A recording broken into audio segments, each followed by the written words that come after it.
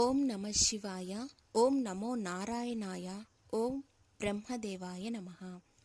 చాంద్రమానం ప్రకారం జ్యేష్ఠమాసం 3వ నెల.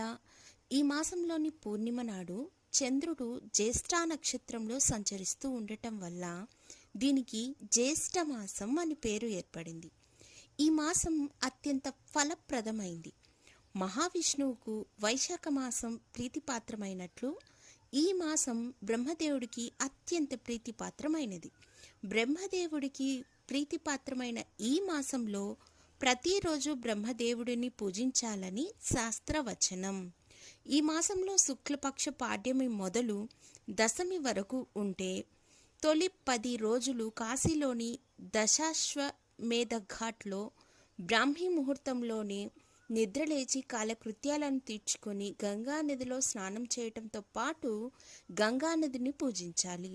అందుకు వీలు కాని వారు సమీపంలోని నది కానీ లేదా ఇంటిలో కానీ గంగానదిని స్మరిస్తూ స్నానం చేయాలి. జ్యేష్ఠమాసంలో త్రివిక్రముని ప్రీతి కొరకు నీటి కుంభమును, నీరు, విసనకర్రను, చందనమును దానం చేయాలి.